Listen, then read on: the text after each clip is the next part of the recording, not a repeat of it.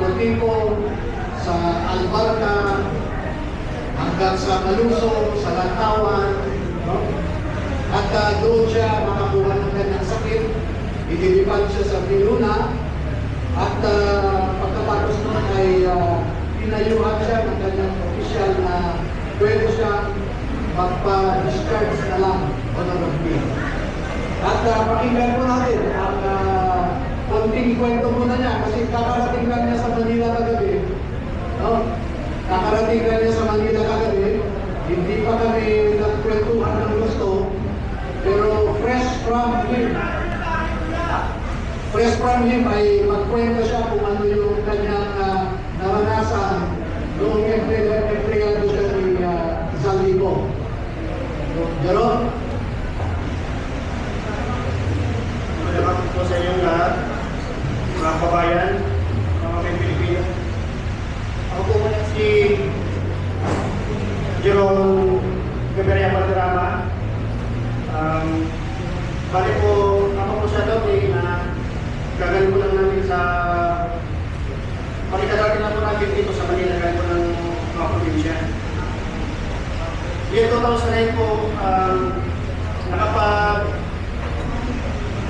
nakapasok ako sa Philippine Marine Corps hanggang 2011 po.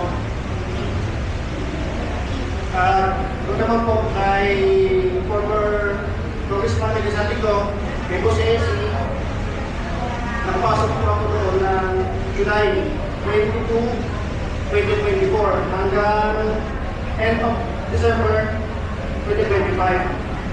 Sa loob po ng isang taon at 6 na buwan, ang mga narasat ko na mga pag-deliver ng mga mali-malila na sinasabi ng ating mga kasamahan. Unang-una po kay former speaker, dyan po sa 14 Nara Street, South Forbes Park po. Bali po, 2 beses po ko dyan nakapa-deliver. Yung una po, bali 3 po kami sasakyan. Ako po yung security doon sa lead car na driver po noon, si Henry Bobina. Then nakasakit po sa akin yung dalawang na sinasabi ng aking mga kasama na sila dyan po Estrada at Mark Exay. 3 po kami noon. Ang niyaraw mo noon is nasa 30 na maletas. Na ang mostly po karamihan doon ay 4 large amount po. Then yung sumunod po doon sa nasabi kong lugar, kami lang po ni Mark Exay and then si Ranjit Pada, yung driver ko po noon. Bali, ang delivery po namin doon sa 14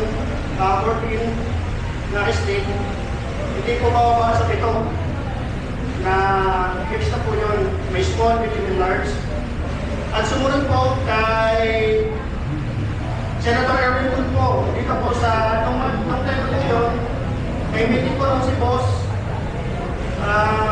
Kaya sa may Mari Restaurant, sa may Tomas Morato, Timog, Quezon City. Kami po yung advance team po. At meron pong meeting sila doon. Nung dumating na po, sila Senator Erwin at si Boss, sila po yung unang pumasok doon sa pintuan ng restaurant. Papasok doon sa loob. Then, yung dalawa pong sasakyan na parehas na white van, mabilis na lang po yung sasakyan na paglilipat ng dalawang medium size na maleta. Ano po noon ay 40 to 50 million ang laman. Then, ang sunod po noon na experience ko sa pag-deliver ay doon po kay Comelec Chairman George Garcia. Diyan po sa galing po sila ng Dasang Tower, no? Then kami, andun kami sa may corner sa Pereira Estate, Cola de la Rosa. Bali, ang kasama ko rin po si Mark Exay at si si Raji Pagkapunin. Ang dala po namin ay yung hand carry na paper, hand carry bag na kulay itim. Kasi at doon po ko sa unahan, ang unang paglamamit sa amin ay yung driver niya. Then, binuksan ni Brandon yung doon sa right side door, pinabuksan sa driver ni George Garcia. Then, pagkalagpas po naman ilang metro, magkasalubong po sila ni George Garcia, then lumapit din po si General George Garcia, then binuksan po ni Martic Sai yung sliding door, then pinabot po yung receiving copy. Yun po nasasabi ko doon. Then, tinanong ko po sa Martic Sai, sabi ko, Smart, magkano po ba yung laman ng hantira na yun? Sabi yan, 10 million lang po. Yun lang po, maraming salamat po. Thank you. Sinong susunod sa mga ito kung pwedeng i-clear lang natin yung sa likod kasi yung screen, may mga pictures na i-present. Kumari lang po yung mga nasa likod, i-clear lang natin. Nakikita ba rin nila? Yes! Wala. Okay. Host, baka i-clear lang natin. Okay.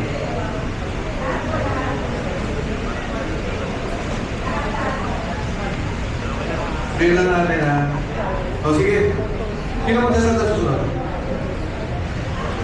Sige, si Box, ikaw. Kahit yung initial lang. Yung kwento mo. Experience mo. Ito na yung mga individual na more or less affidavit nila. Si Waupan ay kararating lang din po niya kaninang umaga. And then kagabi. Kasi umuwi po siya sa Jensan dahil naapektuhan ng kanyang pamilya sa tumaan na Lindol. Kami rin po si Dado.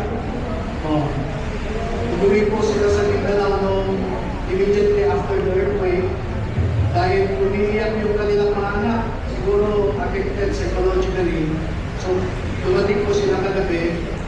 Hindi po natapos yung affidavit nila. So kung ano lang yung natapos ko, base sa unang nilang pinento, ay yun ang papasahin siguro niya. Box.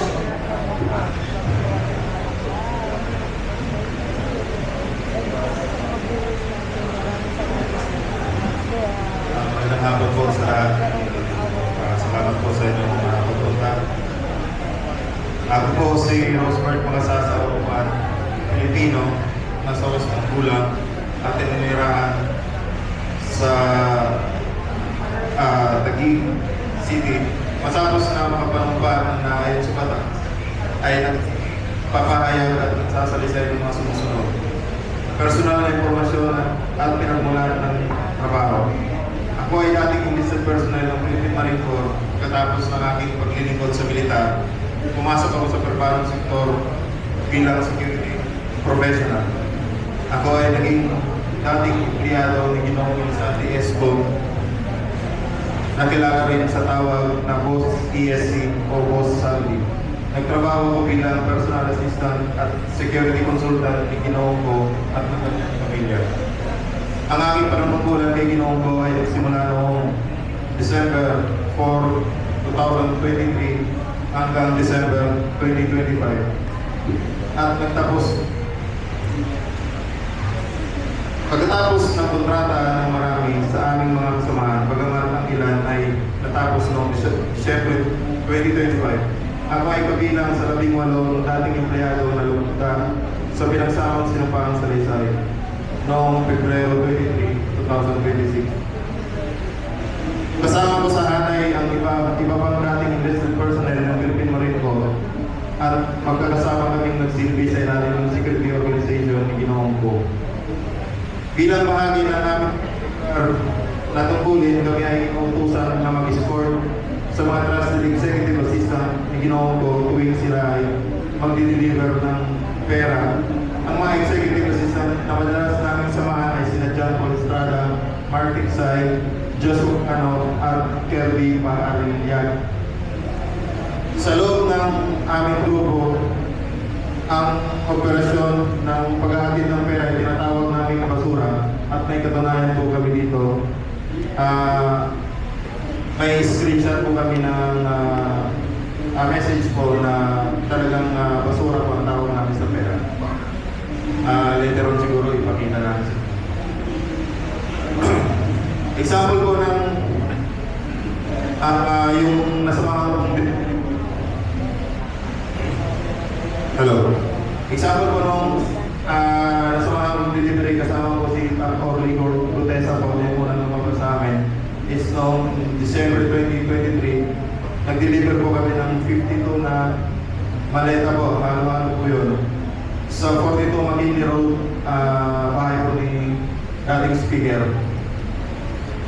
Kasama ko rin po doon sila Bernard Gumbal, Romel Galapon, Cecilio Laroder at si Tap Benny Voluntario po.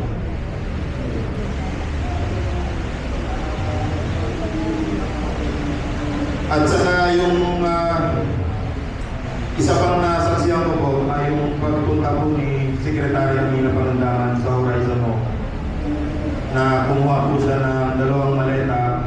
Inutusan po kami ni John Paul Estrada po, kami dalawa po ni Sarge Tube. Pinaba po namin galing sa 56th floor papunta ang basement 2 or 3 po yun. Then kinarga po namin sa sasakyan ni Secretary Amina Pangandaman yung 2 small or medium size na maleta po. At saka kasama rin po ako sa lakad po ng investigator po ng ICC po nung unang pumunta sila dito noong December 2020. Yun lang po. Maraming salamat po. Ang susunod ko pong ipakilala sa inyo ay isa na namang karagdagan sa 18, si Catrino Ebasco. Siya po ay 15 years sa Philippine